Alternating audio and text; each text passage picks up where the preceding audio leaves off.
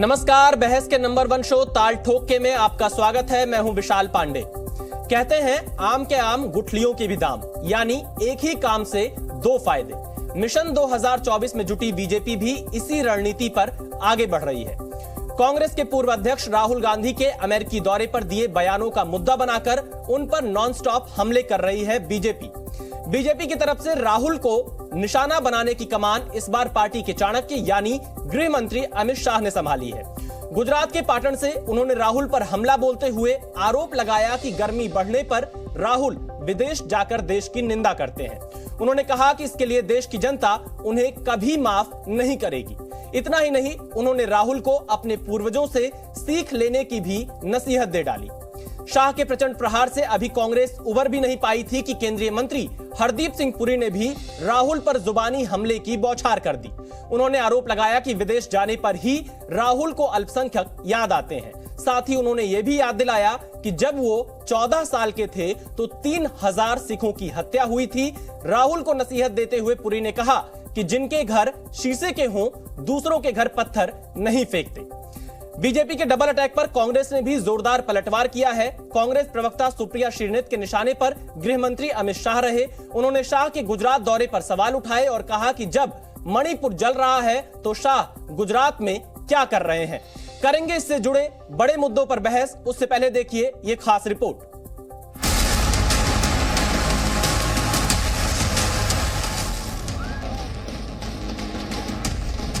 A collapse in democracy in India will have an impact on the world. હમણાં રાહુલ બાબા વિદેશમાં vacation કરવા ગયા છે, ગરમી વધારે છે એટલે વિદેશ ગયા છે અને વિદેશમાં જઈ ભારતની નિંદા કરવાનું કામ કરે છે। દેશના રાજકારણની ચર્ચા દેશની ભૂમિ પર કરે, વિદેશમાં જઈ દેશના રાજકારણની અંદર ચર્ચા કરી દેશની નિંદા કરવાનું કામ કોઈ પણ પાર્ટીના નેતાને શોભતું નથી। અને રાહુલ બાબા યાદ રાખજો, દેશની જનતા આને ધ્યાનથી જોઈ રહી છે, ધ્યાનથી સાંભળી રહી। गृह मंत्री अमित शाह गुजरात घूम रहे हैं, उनको मणिपुर में होना चाहिए। धू धू करके जल रहा है मणिपुर, वहां क्या पर्यटन करने गए थे? शर्म आनी चाहिए। अगर कोई और होता तो अपने पद से अभी तक रिजाइन कर दिया होता। कांग्रेस के जो भी कार्यकर्ता कान खोलने की बात कर रहे हैं, उन्होंने इस बात को प्रमाणित कर दिया कि राजनीति कांग्रेस पार्टी के लिए व्यवसाय है, राष्ट्रनीति से कांग्रेस पार्टी का कोई संबंध नहीं। People living in glass houses occasionally should look at the mirror and not throw stones. इनकी क्या क्रेडिबिलिटी है कि वो देश के बारे क्या कहते हैं, और इन्होंने पहले जो किया था फिर माफी मांगनी पड़ी। So that's a kind of politics that they do it.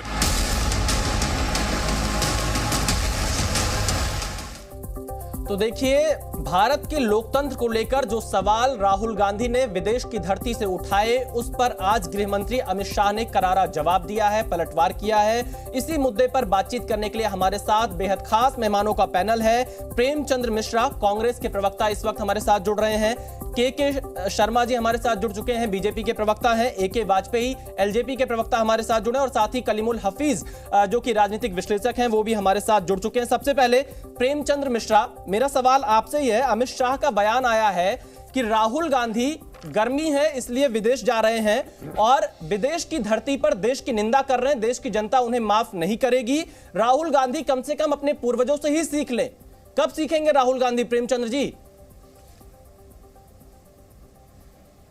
देखिए, इस तरह के राजनीतिक बयान गृह मंत्री देते रहते हैं, लेकिन कांग्रेस ने तो आज ही उनसे सवाल पूछा है ना कि मणिपुर में हिंसा रुक नहीं रही है, तो मणिपुर में जारी हिंसा को रोकने में अपनी प्रायोरिटी दिखाने के बजाय वो गुजरात में जाकर राजनीतिक बयानबाजी कर रहे हैं।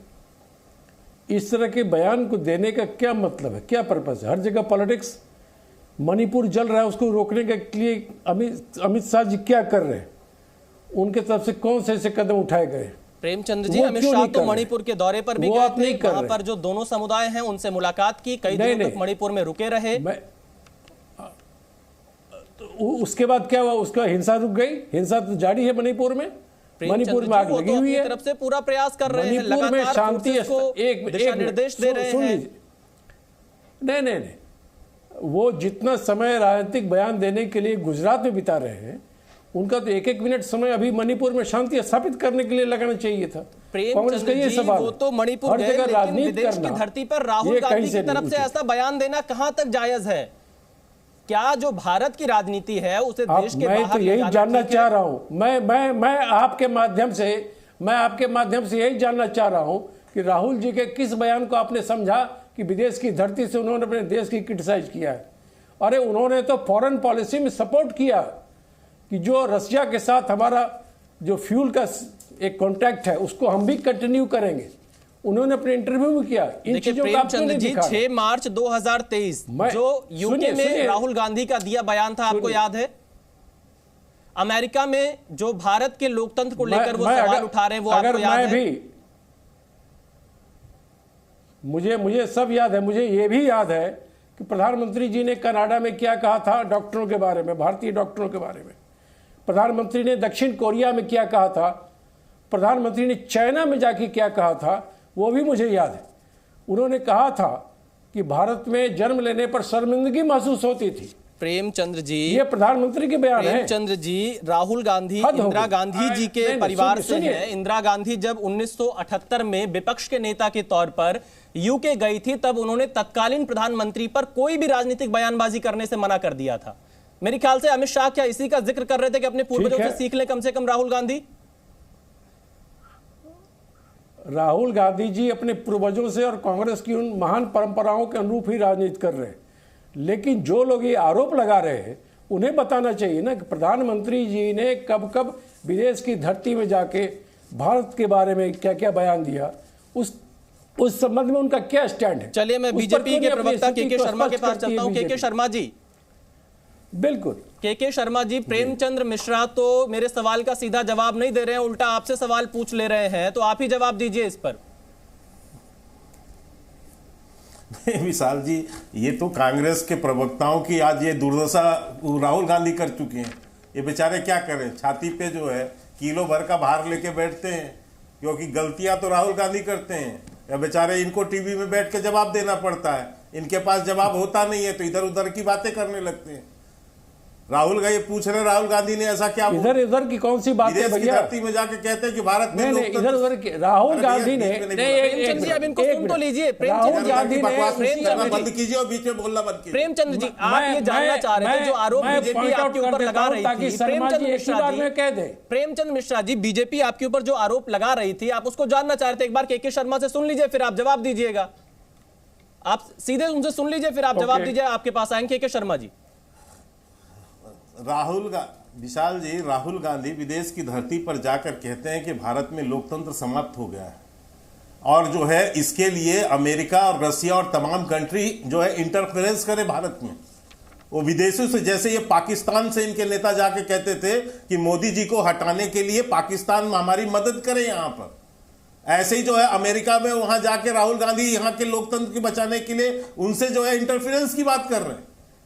वहां जाके भारत को बदनाम कर रहे हैं कि वहां की संवैधानिक संस्थाएं पूरी तरह से भ्रष्ट खत्म हो चुकी हैं।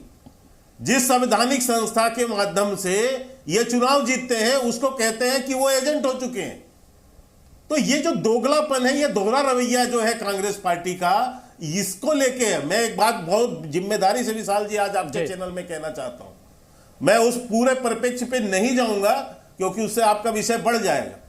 आज जिस ढंग से भारत जो है विश्व में अर्थव्यवस्था के मामले में 5वें स्थान पर पहुंचा है, जिस ढंग से महाशक्ति के रूप में भारत उभर रहा है, माननीय प्रधानमंत्री जी की लोकप्रियता अपनी चरम पर है। अमेरिका का जो राष्ट्रपति हो वो जो है ऑटोग्राफ मांग रहा हो, हमें ऑस्ट्रेलिया का राष्ट्रपति जो प्रधानमंत्री उन्हें बॉस कहता हो, तमाम नेता विश्व के उनको हाथों हाथ लेके उनकी लोकप्रियता की प्रशंसा कर रहे हैं। आज ही एक सर्वे भी आया है विश्व का जिसमें सबसे जो है लोकप्रिय 76% जो है वो प्रधानमंत्री मोदी जी की लोकप्रियता है।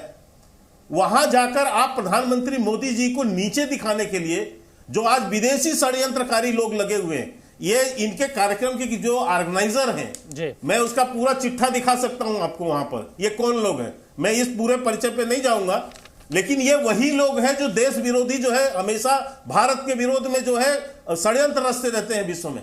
आज वो सब के साथ, मुझे ये कहने में कोई संकोच नहीं है कि कांग्रेस इस तरह के विदेशी षड्यंत्रकारियों के टूल किट बन चुकी है। मिश्रा जी जवाब दीजिए, क्या और भारत को नीचा दिखाने के लिए विश्व में प्रेमचंद मिश्रा जी जवाब दीजिए, क्या विदेशी षड्यंत्रकारियों की मदद ले रहे हैं आप लोग? यह आरोप बीजेपी लगा रही है आपके ऊपर।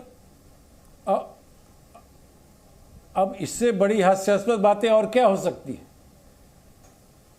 कांग्रेस के ऊपर अगर इस तरह का आरोप लगाए वो लोग जिनके पृष्ठभूमि स्वतंत्रता आंदोलन में नहीं थी, देशभक्ति के लिए कहीं नहीं थी, वो इस तरह का आरोप लगा रहे हैं उस पर जिसके कई नेताओं ने बलिदान दिया है, सर्वोच्च बलिदान दिया इस देश के लिए। क्या बात करेंगे? ये जो बातें उठा रहे हैं, जो डिबेट का आपका विषय है, आप एक बात अमेरिका की बात करें, उसी अमेरिका में राहुल गांधी जी ने कहा, सुनिए आप सुन लीजिए ना। नहीं, अभी मैं आपसे पूछने वाला हूं, ये कौन महिला बैठी है राहुल के बगल में? ये कौन बैठी हुई है? इनका नाम जानते हैं आप? इनका नाम जानते हैं आप? इनका नाम आपको जानकारी है? मैं बढ़ के बताऊं कौन है? के शर्मा जी आप ही बता दीजिए कौन है ये। मैं बता देता हूं। अरे सुनिए ना मेरी ये सुनीता विश्वनाथन है। ये सुनीता विश्वनाथन है। इनका परिचय भी दे दीजिए के शर्मा जी, जुड़ी हुई है। ठीक है शर्मा जी, इनका थोड़ा परिचय भी दे दीजिए, फिर मैं इनका परिचय भी मैं दे देता हूं जी। मैं इनका परिचय भी दे देता हूं। आपका देखिए विषय बदल जाएगा बहुत ज्यादा, नहीं तो मैं तो ये पूरा आपको चिट्ठा भी सुना सकता हूं कि इसमें इनके किस से वहां क्या क्या कनेक्शन है। विशाल जी, किन लोगों से कनेक्शन है? जी आपने कहा था कि लेकिन ये विदेशी जो षड्यंत्रकारी लोग हैं, ये उनके साथ बैठे जुड़ी हुई फाउंडेशन में है जी। चलिए प्रेमचंद जी अब जवाब दे दीजिए। के शर्मा, आप मेरी बात सुनिए जी। नहीं सुन लीजिए विशाल जी, सुनाइए ना, आपके पास पूरा मौका है। ये कह रहे हैं कि विदेश की धरती पर जाकर देश का क्रिटिसाइज करना अनुचित काम किया है। तब भाई विदेश की धरती में जाकर, चाहे ऑस्ट्रेलिया हो, दक्षिण कोरिया हो, चाइना हो, कनाडा हो, ऑस्ट्रेलिया, सब जगह प्रधानमंत्री नरेंद्र मोदी जी ने जाकर क्रिटिसाइज किया। भारत में जन्म लेने में शर्मिंदगी महसूस होती है। क्या क्रिटिसाइज किया भाई? भारतीय क्या क्रिटिसाइज किया? आप बताइए मेरे को। नहीं, ये किसने कहा? आप बयान बताइए, एक बयान बताइए। बोल तो रहा हूं, प्रधानमंत्री जी ने कहा। अरे कह तो रहा हूं, प्रधानमंत्री जी का भाषण कनाडा में, ऑस्ट्रेलिया में, दक्षिण कोरिया में बार बार आया है। आप क्या बोला ये तो बताइए। क्या बोला? आपको कोई नैतिक क्या बोला ये तो बोलिए। आपको कोई नैतिक अधिकार नहीं है। अरे भाई क्या बोला ये तो बताइए। आप बैठ के हवा में बात करोगे क्या? और प्रधानमंत्री, मैं तो स्पेसिफिक बयान आपको बता रहा हूं। उन्होंने क्या बोला ये तो बताओ। प्रधानमंत्री जी ने ऑन रिकॉर्ड कहा कि भारत एक समय था, भारत में जन्म लेने पर शर्मिंदगी महसूस होती थी। भारत में कानून बना के लोग क्लेम करते थे। आपने भ्रष्टाचारियों का पूरा यूपीए में 10 साल भ्रष्टाचारी, भारत को भ्रष्टाचार बना दिया था। कानून तोड़ने में भारत में विदेशी यही देखते थे कि आज सिर्फ भ्रष्टाचार होता है। अरे सुनिए, केवल यूपीए सरकार क्या थी आपकी? केवल भ्रष्टाचार में डूबी हुई सरकार, केवल भ्रष्टाचार, कोयला घोटाला, सीडब्ल्यूसी घोटाला, जो है आपका 2G घोटाला, क्या किया हमें, हाँ सबको पकड़ा हमने। आप अगर जल से नभ से थल तक सब में घोटाला किया आपने। एक घोटालों का जो है आपने भारत बना के रख दिया था। तो भ्रष्टाचार घोटाला हुआ तो आप चुपचाप क्यों बैठे हैं? क्यों नहीं कार्रवाई की? अरे तो आज सोनिया गांधी, राहुल गांधी भ्रष्टाचार के मामले में जेल से बेल में है या नहीं है? किसने? राहुल गांधी, सोनिया गांधी जेल से बेल में है या नहीं है? ये बताइए। कानून जेल से बेल में है या नहीं है? कानून का प्रावधान है। सुनिए, ध्यान रखिए, भाषण मत दीजिए। अरे सुनिए, बेल लेने का कानूनी प्रोविजन है। भारतीय संविधान ने कानूनी प्रोविजन का रखा है। अगर आपके ऊपर झूठे आरोप लगेंगे, अगर आपके ऊपर झूठे आरोप लगेंगे, भटकना नहीं है, आप बेल ले सकते हैं। प्रेमचंद जी, के शर्मा जी, आज का मुद्दा यही है कि जो विदेशी धरती पर जाकर लोकतंत्र के सवाल उठाए जाते हैं, उसी मुद्दे पर बहस हो। प्रेमचंद मिश्रा जी, मैं आप ही के पास था। कानूनी सहारा। प्रेमचंद मिश्रा जी, जो मूल सवाल के शर्मा ने उठाया, आपने उसका जवाब नहीं दिया। प्रेमचंद मिश्रा जी, उन्होंने कहा कि विदेशी षड्यंत्रकारियों की मदद आप ले रहे हैं। ऐसा आरोप बीजेपी कांग्रेस पे लगा रही है। विदेशी षड्यंत्रकारियों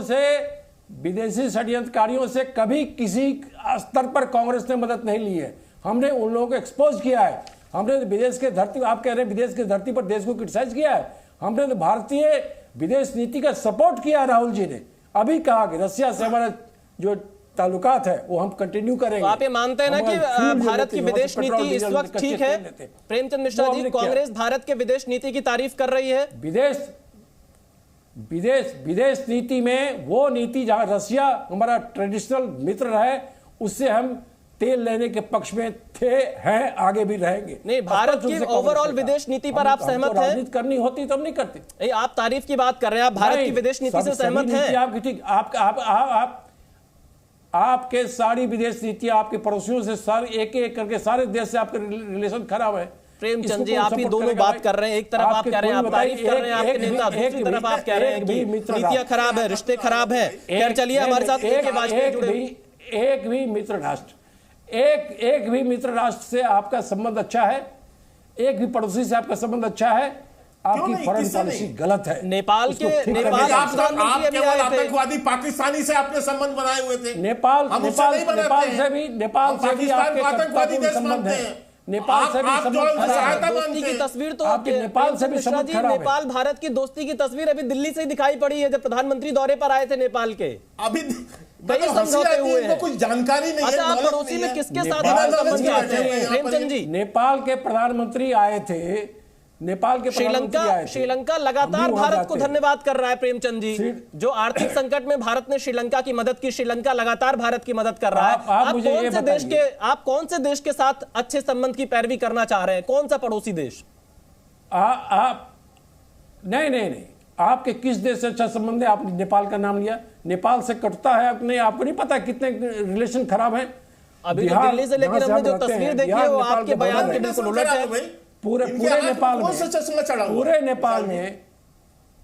नेपाल में जिनके साथ आप चाइना के नेता के साथ आप झूला झूलते हैं, किस तरह से घुसपैठ कर रखा है। डॉक्टर एस जयशंकर ने अभी प्रेस कॉन्फ्रेंस में कहा है चीन के साथ संबंध ठीक नहीं है, वो तो सरकार ने बिल्कुल ऑन रिकॉर्ड कहा है। चलिए, मैं एके वाजपेयी के पास आता हूं, फिर के शर्मा से जवाब लूंगा। कलीमुल हफीज भी जुड़े हुए हैं। संबंध आपके अच्छे नहीं है, देखिए विशाल जी क्यों नहीं जवाब देना, संबंध अच्छे करने चाहिए थे, वो करने में मोदी सरकार विफल रही है, उसको ठीक करने। चलिए, के शर्मा जल्दी से जवाब दीजिए, फिर मैं एके वाजपेयी के पास जाऊंगा। लेकिन देखिए, डॉक्टर एस जयशंकर ने यह भी कहा था कि 1959 में जो जमीनें चाइना ने कब्जा कर ली थी, वहीं पर वो इंफ्रास्ट्रक्चर का डेवलपमेंट कर रहा है। के शर्मा जी। नहीं, विशाल जी, मुझे बहुत आश्चर्य है कि प्रेम जी वैसे तो सीनियर व्यक्ति हैं, लेकिन मुझे लगता है कि बगैर अध्ययन के चले आए, इसलिए आज वो बता ही नहीं पा रहे। अभी नेपाल के प्रधानमंत्री भारत आए और किस तरह से समझौते उनके साथ हुए हैं, और वो सब यहाँ उज्जैन कॉरिडोर गए हैं इस समय देख उसके बाद, और यहाँ की बुरी प्रशंसा की। श्रीलंका को हमने कैसे मदद की। आज बांग्लादेश से हमारे संबंध किस ढंग से अच्छे बने हुए हैं। एक केवल इनका जो पाकिस्तान जो आतंकवादी देश है, उससे कांग्रेस जो है हमेशा बांग्लादेश से भी आपके संबंध खराब है। हमने उसका विरोध किया।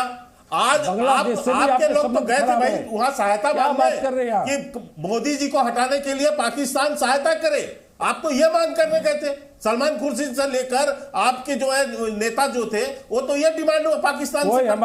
हम जब से कोई ऑफिशियल स्टैंड नहीं था।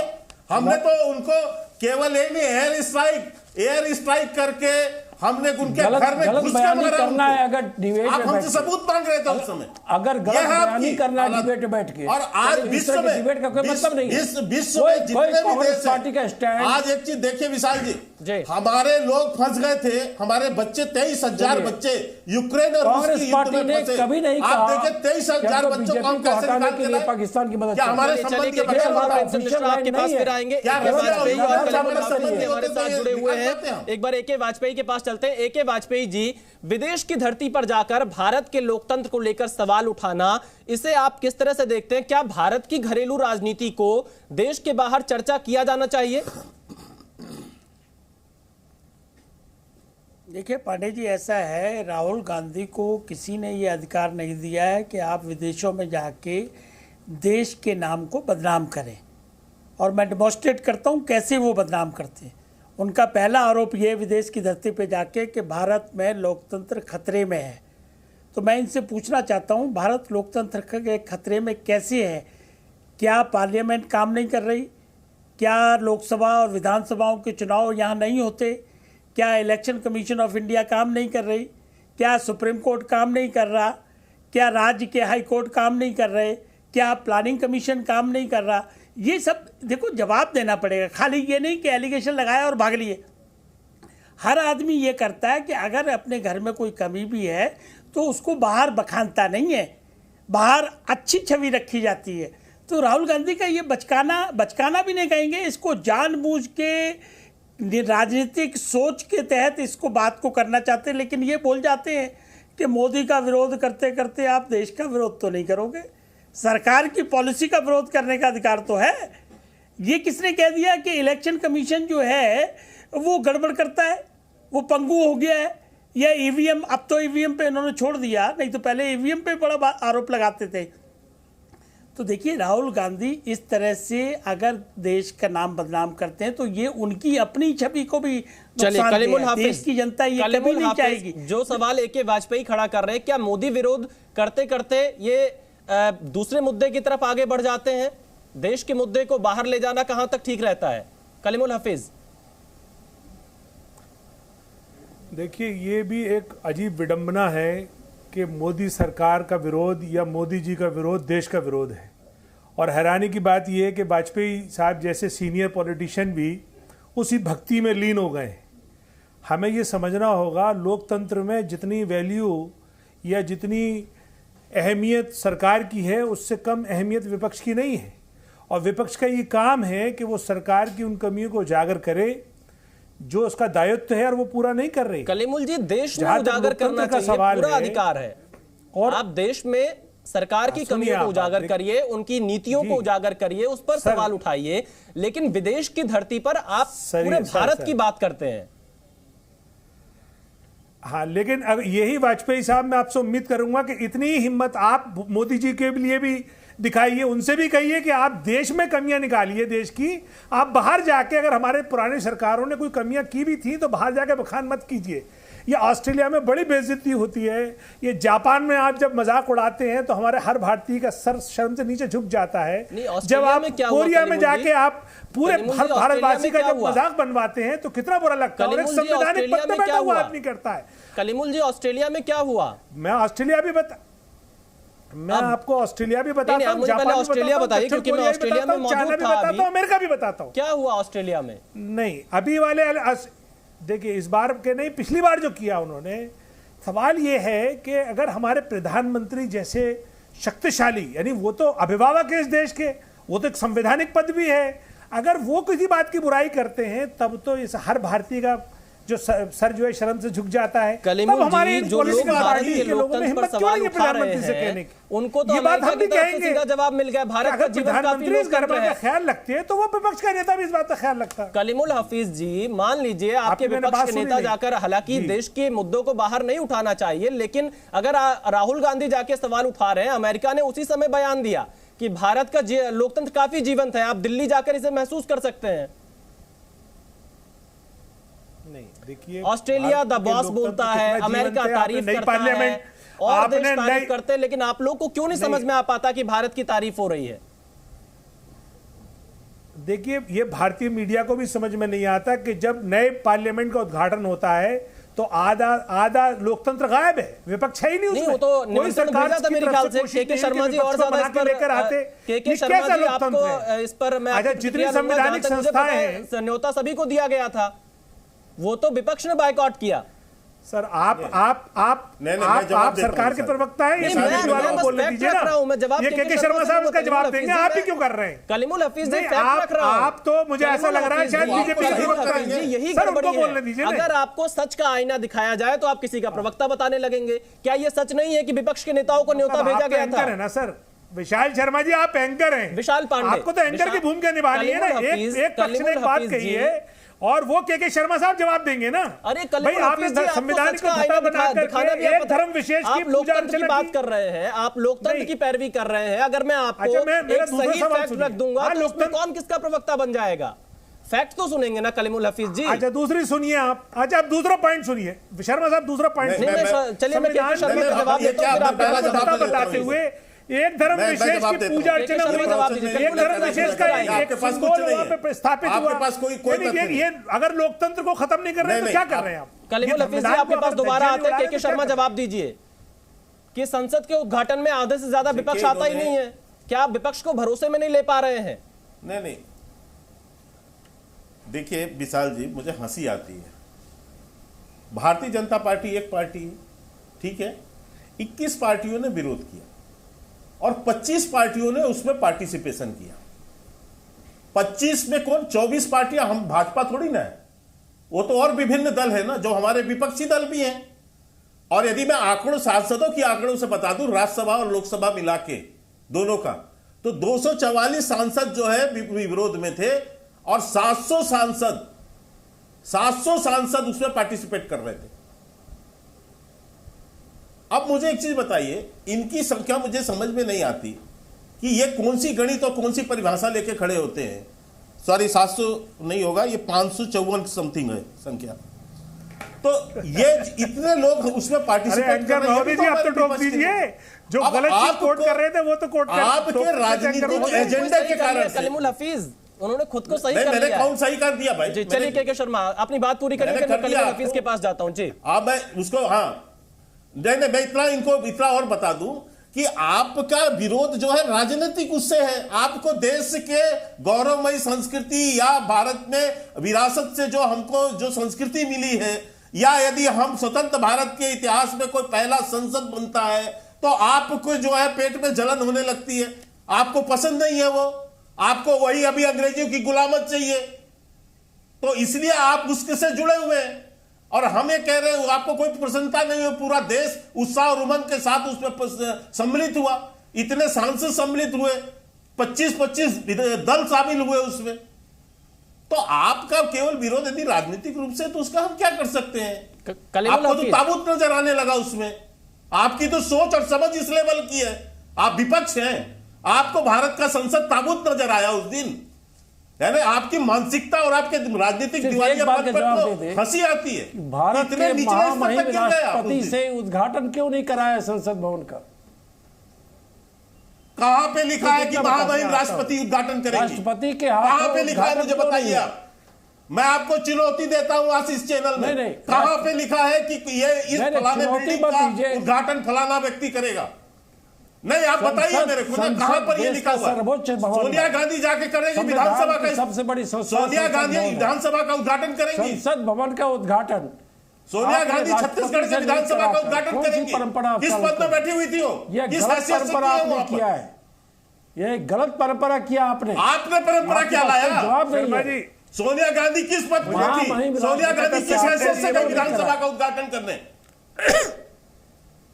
पांडे जी मुझे 10 सेकंड करने नहीं, एनेक्सी भवन देखिए उद्घाटन। शर्मा साहब अभी आएंगे आपके पास। लोकतंत्र बस मुझे 10 सेकंड देखिए, लोकतंत्र एक चमन की मानिंद है, और एक शायर ने कहा है कि चमन में इख्तिलाते रंग बू से बात बनती है, तुम ही तुम हो तो क्या तुम हो, हम ही हम हैं तो क्या हम हैं।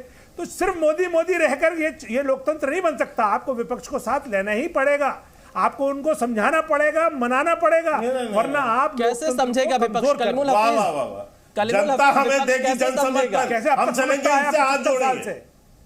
कलीमुल हफीज, विपक्ष कैसे समझेगा? 75 साल से कैसे समझता है? मोदी जी तो अभी हैं, लोकतंत्र तो चलता रहा, विपक्ष भी रहा, तो लोकतंत्र तो अभी भी विपक्ष में रहे, लेकिन वाजपेयी जी को सरकार मौका देती थी, तो ये सरकार क्यों नहीं मौका दे रही? कलीमुल हफीज, विपक्ष तो अभी भी है, लोकतंत्र अभी भी है। कहां मौका दिया है, किस समय मौका दिया? एक उदाहरण बताइए मेरे को, एक उदाहरण बताइए जब विपक्ष को मौका दिया है, एक उदाहरण बताइए मेरे को।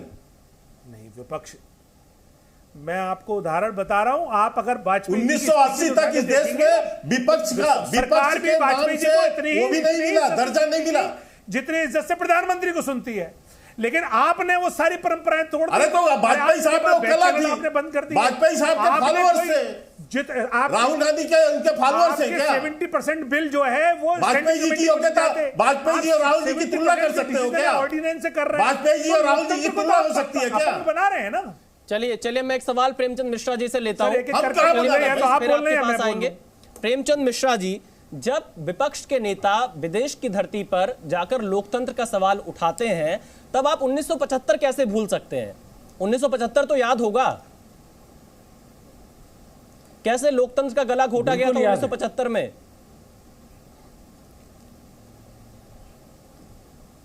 अब आप 1975 में अगर डिस्कशन करना चाहते हैं प्रेमचंद्र जी, क्योंकि तो आपके नेता सारी लोकतंत्र चीजें पर सवाल जाएंगी। उठा रहे हैं, मैं एक रेफरेंस दे रहा हूं जो आपके नेता ने सवाल उठाया है, गृह मंत्री अमित शाह ने जो पलटवार किया है, डिबेट उसी मुद्दे पर है, लेकिन आपको एक रेफरेंस दे रहा हूं मैं कि 1975 तो याद रहता होगा ना कि जब इस तरह के मुद्दे उठाए जाते हैं।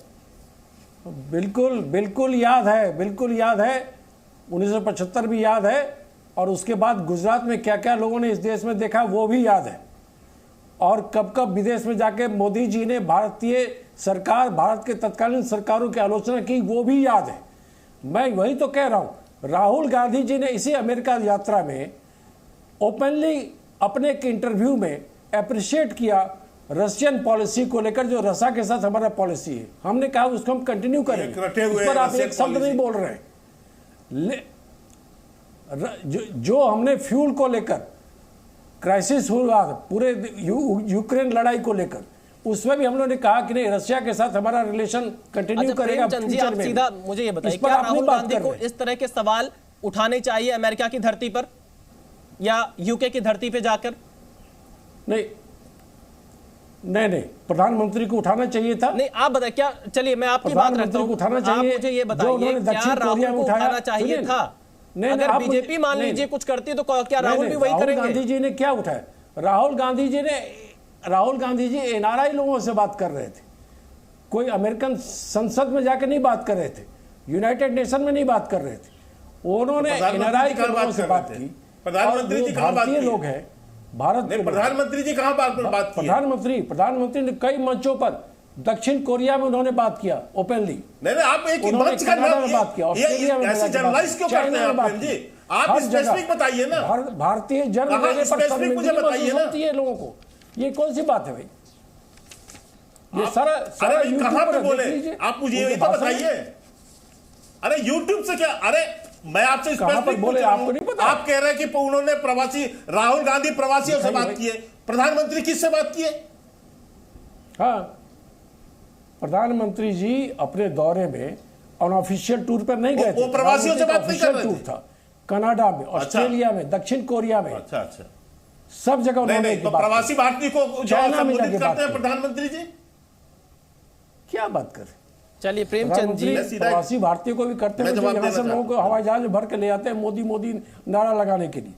मैं ये बात कह रहा हूँ, सिर्फ आलोचना करना अच्छी बात नहीं है। प्रेमचंद जी कहां से जहाज बैठा के ले जाते हैं? देशों की धरती में जाकर भी भारतीय लोकतंत्र में अगर आप कुछ कुठाराघात कर रहे हैं, विपक्ष के नेताओं को परेशान कर रहे हैं, विपक्ष की आवाज को दबा रहे हैं, संवैधानिक संस्थाओं को लगातार चोट कर रहे हैं, यह भारतीय लोगों को जानना चाहिए, जो भारतीय विदेशों में भी रहते हैं और भारत में। प्रेमचंद जी, तो देश की धरती पर आप सवाल उठाइए। दूसरी चीज, इन्हीं संस्थाओं के माध्यम से भी हाल ही में आपकी कर्नाटक की सरकार बनी है, इन्हीं संस्थाओं के माध्यम से इससे पहले राजस्थान में आपकी सरकार बनी है, हिमाचल में आप सरकार में आए हैं। ये सुनिए मोदी जी ने कहा बोला, सुनिए मोदी जी ने कहा बोला, सुनिए मोदी जी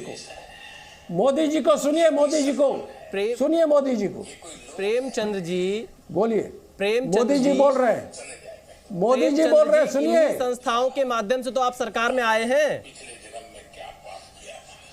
अब देखिए, आप जब जो सवाल उठाएंगे उस सवाल को आप दूसरे की तरफ ले जाएंगे, आप सवाल का जवाब नहीं देना चाहेंगे। प्रेमचंद्र जी, आप जिन मैं बोल रहा हूं, सुनिए मोदी जी को, मोदी जी बोल रहे हैं शर्म आ रही है। संस्थाओं पर सवाल उठा रहे हैं, उन्हीं संस्थाओं की बदौलत तो आप सत्ता में आ रहे हैं, वही संस्था तो है अभी भी।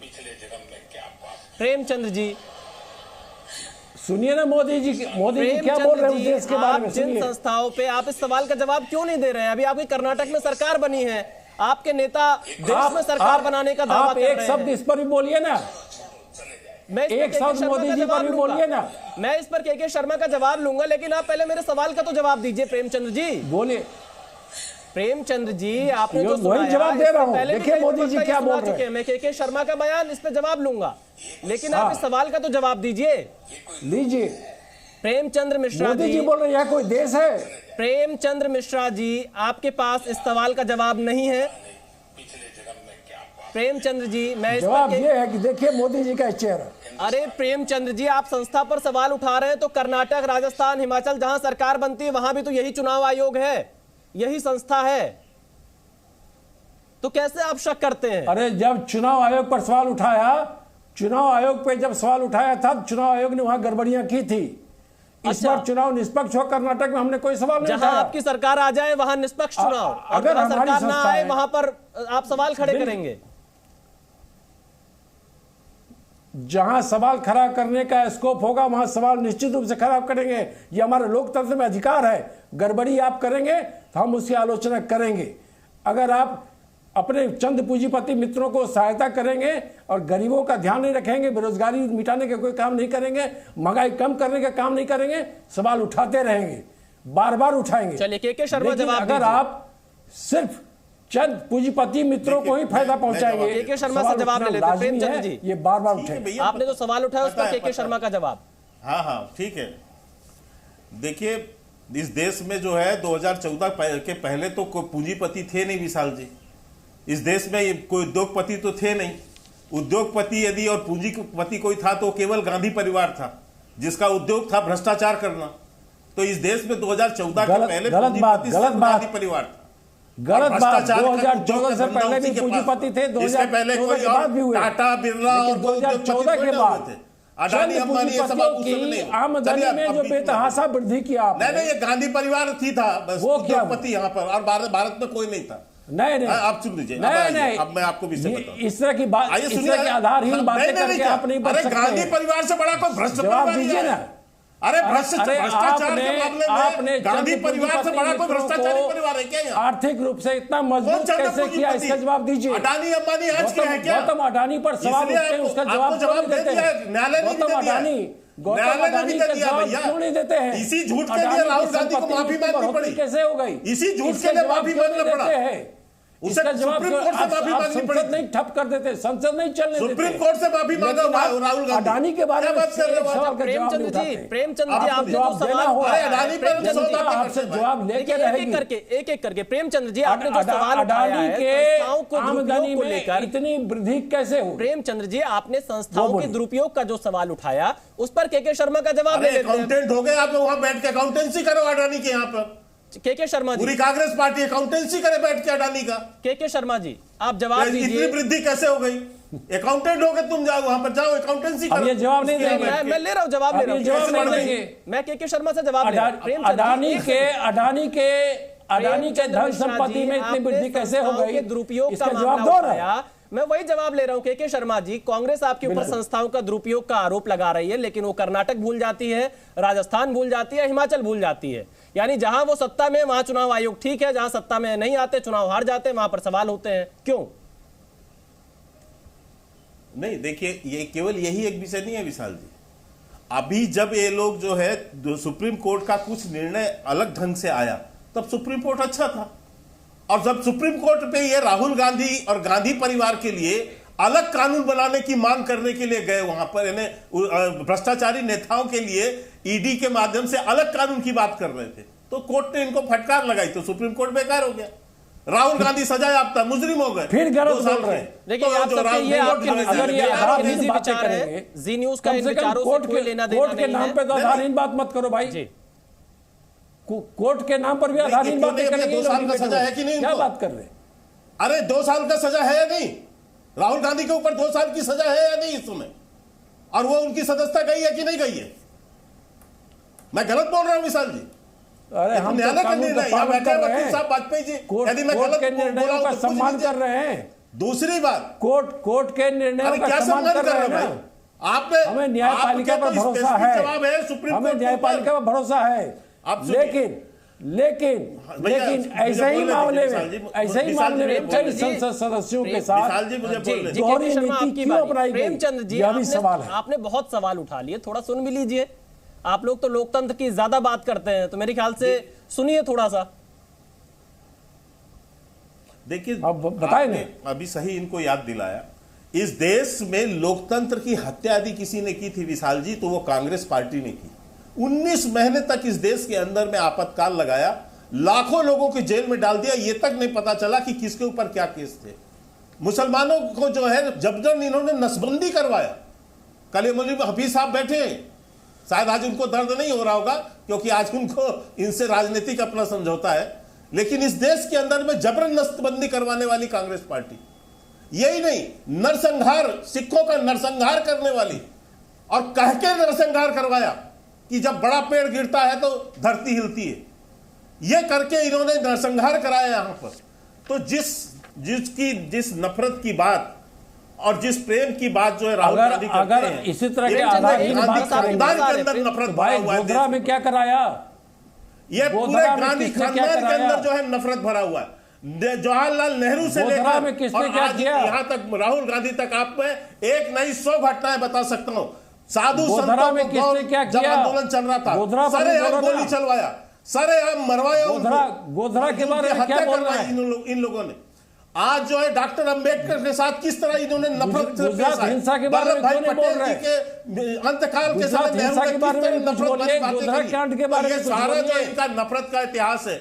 नरसिंह राव जी के प्रति आप देखिए, मुख्यमंत्री प्रधानमंत्री इनके राष्ट्रीय अध्यक्ष उनकी 100 यात्रा को ऑफिस में नहीं आने दिया, इतनी नफरत इनके अंदर है। जो सीताराम केसरी इनके अध्यक्ष किस तरह से धक्के मार के बाहर निकाला, कैसा इनका नफरत है। आप इनकी नफरत की एक नहीं हजारों बातें कर रहे हैं इस गांधी परिवार के अंदर। अरे आपने आडवाणी के साथ क्या किया? नफरतों का बाजार देखा है इस भारत। आडवाणी जी के साथ कौन सा व्यवहार किया है? आडवाणी के साथ क्या किया वो बताओ ना। आडवाणी जी को के साथ क्या किया है? लेकिन आप लोगों ने जो किया, आडवाणी जी के साथ क्या किया? अम्बेडकर जी के साथ किया, चाहे वल्लभ भाई पटेल जी के साथ आडवाणी जी को क्या किया? अपना भारत रत्न जीते जी ले लिया। क्या किया? राजीव गांधी ने भारत रत्न जीते जी ले लिया। आडवाणी जी को क्या किया? जीते जी ले लिया। अरे आडवाणी जी वल्लभ भाई पटेल को भारत रत्न नहीं, आडवाणी जी को भारत रत्न से लेता हूं। के शर्मा आपने अपनी बात ये नफरत है इनकी। के शर्मा आपने अपनी बात रखी, आपने जो सवाल उठाया आज वही सवाल हरदीप सिंह पुरी ने उठाया है। प्रेमचंद मिश्रा जी, हरदीप सिंह पुरी जो कि केंद्र सरकार में मंत्री हैं, उन्होंने राहुल गांधी पर आरोप लगाया कि जब विदेश में होते हैं तभी उन्हें अल्पसंख्यक याद आते हैं, और जब राहुल गांधी 14 साल के थे तो 3000 सिखों की हत्या हुई और उस वक्त उन्होंने कुछ नहीं बोला।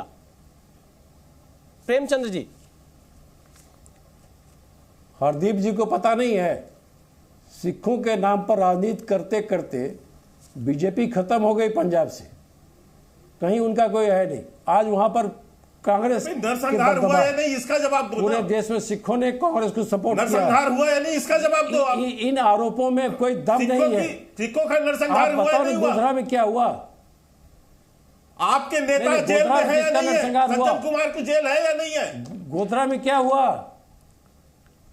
नहीं, गोधरा में क्या किया? आप बताओ ना, सिखों का नरसंहार आपने करवाया या नहीं करवाया? गोधरा सैकड़ों दंगे इस देश के अंदर है, सैकड़ों हिंदू मुसलमान के दंगे कांग्रेस के समय हुए तनाव बना के रखा है। मौलाना से लेकर आज अमित शाह जी जब बिहार आते हैं यहाँ पर तनाव पैदा हो जाता है, उसके बारे में क्या कहना है? तो बाजार लेके खड़े थे। अभी अमित शाह जी आए थे बिहार, आप बताओ सैकड़ों दंगे आपके शासनकाल में हुए। आप बताओ ना, आप आज की बात करो ना, मैं आज की बात कर रहा हूँ। आज आपका इतिहास कलंक का इतिहास है, उनके दौरा कलंक से भरा हुआ इतिहास आपका, सासाराम में और कलंक से भरा हुआ इतिहास है आपका। उसके लिए कौन दोषी है? कलंकित इतिहास है आपका। क्या इतिहास है? उस अध्याय को हम कैसे छुपाएं? कैसे भूल जाएंगे? इतिहास है आपका कलंक कैसे भूलेगा? कलंकित और कलुषित इतिहास है और इस देश की जनता कभी माफ नहीं करेगी। कलीमुल हफीज, शर्मा, प्रेमचंद मिश्रा जी, आप दोनों ने अपनी बात रखी। दो और मेहमान हमारे साथ जुड़े हुए हैं। मैं पहले कलीमुल हफीज के पास जाता हूं, फिर AK वाजपेयी के पास। कलीमुल हफीज जी, आपने बीजेपी के प्रवक्ता को भी सुना, कांग्रेस के प्रवक्ता को भी सुना। 1975 में जो आपातकाल लगा, जिस तरह से लोकतंत्र का गला घोटा गया, और आज जो राहुल गांधी सवाल खड़े कर रहे हैं कि लोकतंत्र खत्म हो रहा है, आप दोनों की तुलना तो नहीं कर सकते हैं ना। 75 में जो हुआ और आज जो हो रहा है। नहीं, देखिए, मैं पहले उसका जवाब दूं जो हमारे शर्मा जी भी कह रहे थे कि कांग्रेस के ज़माने में भी बड़े बड़े नरसंहार हुए। आसाम में नली मैसेकर हुआ, मुरादाबाद का ईदगाह कांड हुआ, मेरठ का मलियाना हुआ, इवन बाबरी मस्जिद शहीद हुई, भागलपुर कांड हुआ, अलीगढ़ कांड हुआ, और हज़ारों मुसलमान मारे गए और किसी को कोई सज़ा नहीं मिली। बड़ी शर्म की बात है।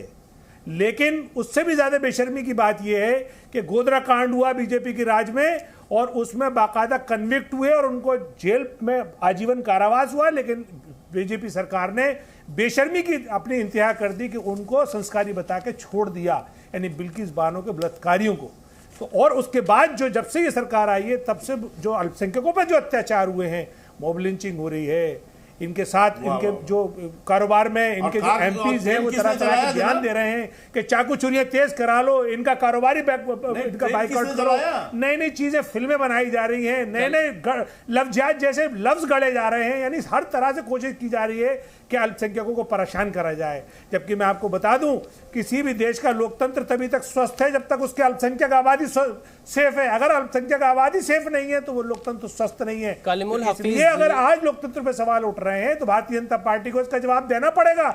और नेशनल इंटरनेशनल क्या होती है? जब हम मदर ऑफ डेमोक्रेसी है दुनिया के लिए, तो दुनिया के किसी मंच में ही बात कर सकते हैं। नहीं, भारत की घरेलू राजनीति आप दुनिया के मंच पे कैसे लेकर जा सकते हैं? भारत की घरेलू राजनीति आप बाहर कैसे नहीं लेके जा सकते? विशाल पांडे जी, उसमें क्या विशाल पांडे जी, इसमें बुराई क्या है? विशाल पांडे जी, नेशन में जाती है चीजें, तो क्या आप डिस्कस नहीं करते हो? जब आप मदर ऑफ डेमोक्रेसी कह रहे हो, विशाल पांडे जी, आप दुनिया में सबसे पॉपुलर लीडर मान रहे हो, तो फिर दुनिया में देश की संसद में आप चर्चा करिए, आप देश में जनता को बताइए।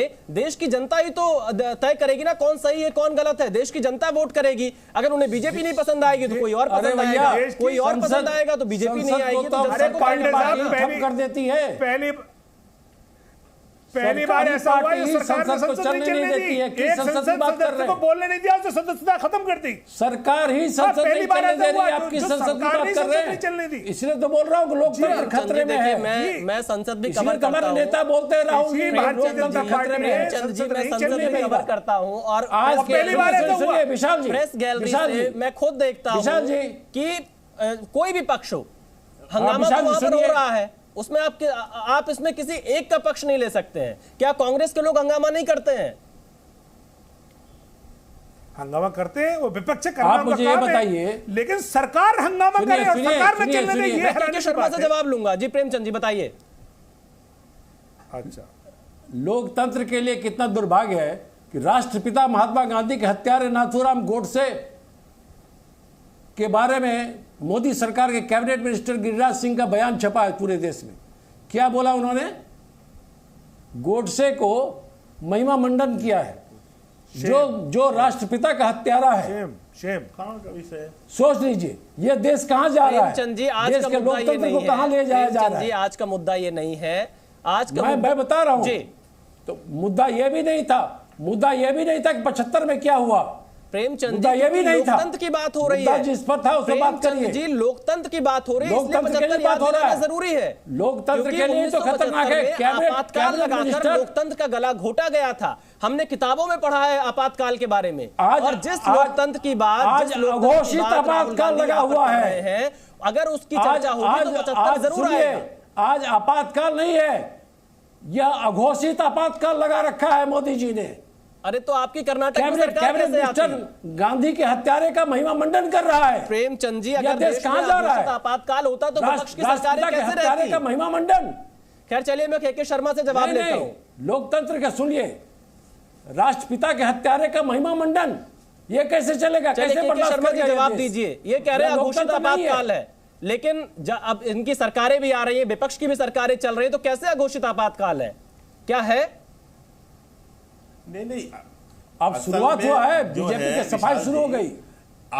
सच्चाई तो यह है कि जनता ने जिस तरह से इनको दुत्कारा है और नकार दिया है पिछले 10-9 सालों में, आज इनकी हालत यह हो गई है कि 18 राज्यों में इनके पास लोकसभा में 0 सीट है। 18 राज्यों में, और 7 राज्यों में एक सीट है, और एक ही राज्य ऐसा है जहां ये डबल डिजिट पर हिमाचल और कर्नाटका में क्या हो आज जिस ढंग से इनको नकार दिया है हिमाचल और कर्नाटक और इसी तरह से विधानसभाओं में नकारा है। अरे सुन लो भैया, सुन लो ना, हिमाचल में नकार दिया, कर्नाटका में नकार दिया। अरे मैं अभी सुना देता हूं आपको, आपका ज्ञानवर्धन कर देता हूं, आपको ज्ञानवर्धन कर देता हूं। सुन लीजिए एक मिनट। कर्नाटका में किसको नकारा? हाँ बता रहा हूँ यार, किसको सुनो तो, अरे सुनो तो, जवाब तो लीजिए। अब मध्य प्रदेश में क्या होगा?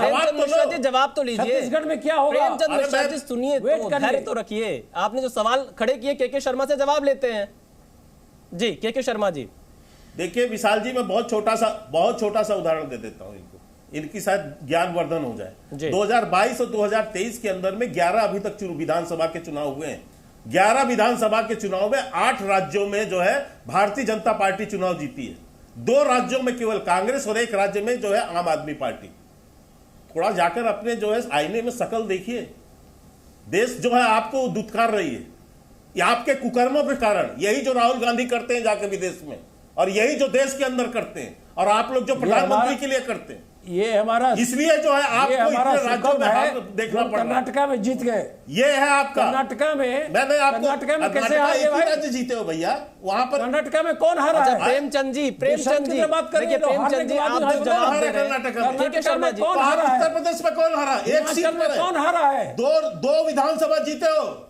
422 में 403 में 2 विधानसभा जीते हो उत्तर प्रदेश में आप। अब अच्छा, आर्थिक आपकी राजनीतिक अर्जी उठाने वाला भी नहीं मैं है ए.के. वाजपेयी के पास जाऊं उससे पहले प्रेमचंद जी, आप ये कह रहे हैं कि हिमाचल जीते, कर्नाटक जीते, आप जाने का टाइम आ गया। प्रेमचंद जी, प्रेमचंद जी, मैं ए.के. वाजपेयी के पास जा रहा हूं, उससे पहले मैं एक छोटा सा कमेंट आपका चाहता हूं। प्रेमचंद मिश्रा जी, आप बहुत खुशी खुशी ये बता रहे हैं के शर्मा को कि आप कर्नाटक जीते, हिमाचल जीते, एमपी जीतने वाले हैं, यानी आप ये मान रहे संस्थाएं ठीक ढंग से चल रही हैं, इसीलिए आप जीत रहे हैं।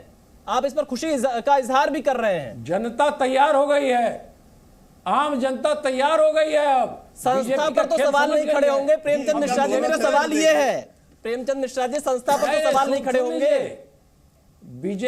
बीजेपी से लोगों का मोह भंग हो गया है।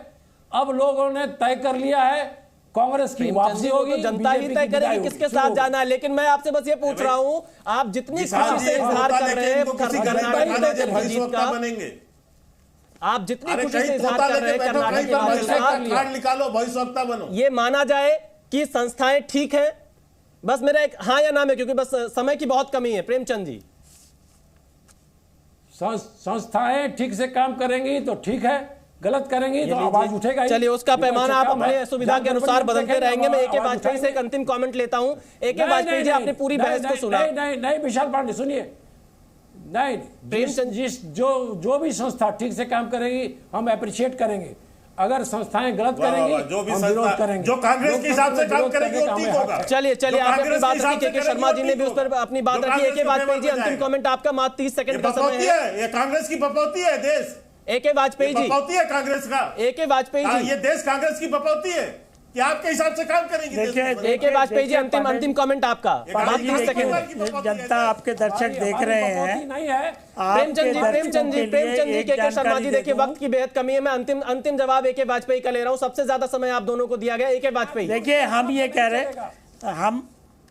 कह रहे हैं कि मोदी जी ने कभी विदेश की धरती में जाके ये कहा कि कांग्रेस के सरकार में सिखों का नरसंहार हुआ? ये कभी कहा? ये कभी कहा कि 1975 में इमरजेंसी लगी? कभी नहीं कहा। देश की कोई भी उपलब्धि है उसको तो जरूर कहा है, लेकिन देश की कमियां जो रही हैं या देश पे जो दाग लगा है वो प्रधानमंत्री ने कभी नहीं कहा। चलिए, देखिए, आप सभी मेहमानों का ये कहा वो कहा। बहुत बहुत शुक्रिया। वक्त फिलहाल इतना ही है और आज इस डिबेट में आप सभी शामिल हुए, आप सभी को धन्यवाद। तमाम मुद्दों पर जी न्यूज की कवरेज लगातार जारी रहेगी।